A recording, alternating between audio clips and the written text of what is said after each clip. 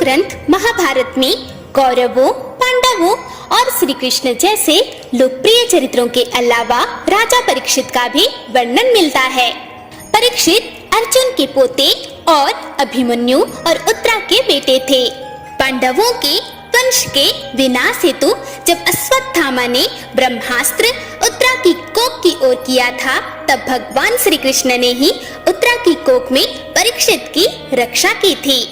अपनी माँ के कोख में ही परीक्षित ने भगवान श्री कृष्ण के दर्शन कर लिए थे। पैदा होने के बाद वह जिस किसी से भी मिलते, वह उनमें श्री कृष्ण की छवि ढूंढने की कोशिश करते थे। ये उनके लिए एक परीक्षा जैसे ही हो गया था। इसी से उनका नाम परीक्षित पड़ा। परीक्षित का विवाह उत्तर के राजकुमार की बेटी इरावती से हुआ। इरावती और परीक्षित के 4 बेटे हुए, जिनमें एक जन्मेजय था।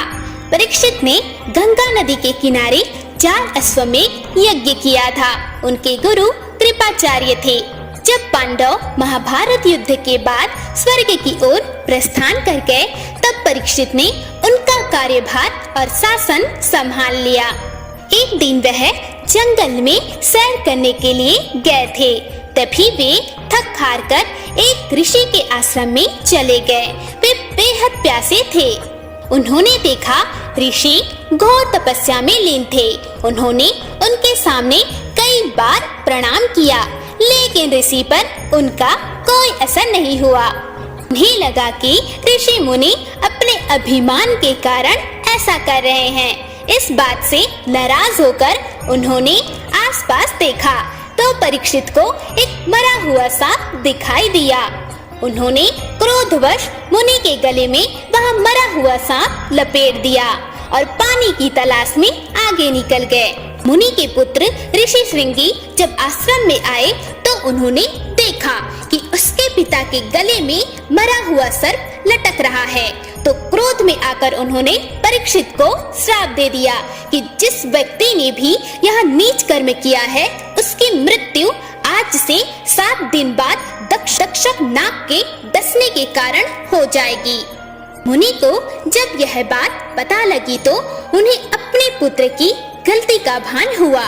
श्राप को तो लौटाया नहीं जा सकता था, लेकिन वे राजा परीक्षित को सावधान करने के लिए श्राप के बारे में बता आए। श्राप मिलने के बाद परीक्षित ने राजकाज त्याग कर बेटे जन्मेजय को सौंप दिया और अगले 7 दिन के लिए वेद व्यास के बेटे सुखदेव की शरण में चले गए, जहां उनसे उन्होंने प्रवचन वाणी सुनी।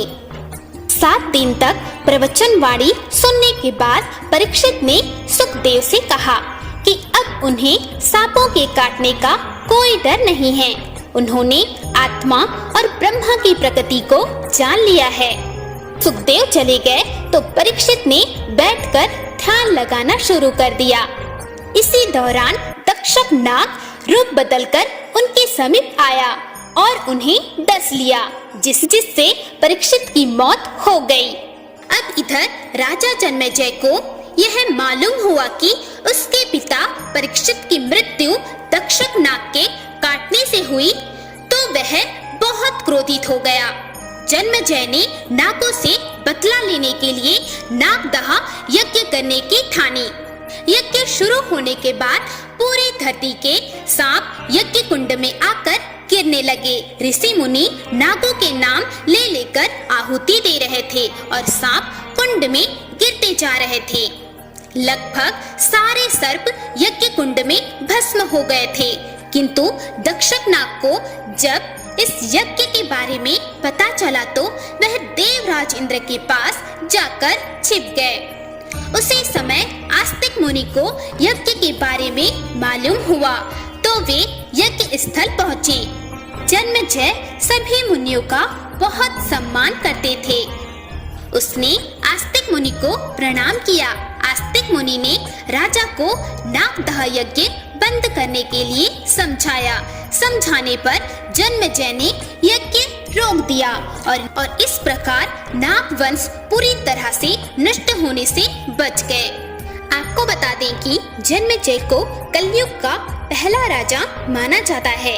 साथ ही ऐसा कहा जाता है कि वेद व्यास के शिष्य वैशंपायन के द्वारा जन्मेजय को सबसे पहले महाभारत की कथा सुनाई गई थी। हर हर महादेव।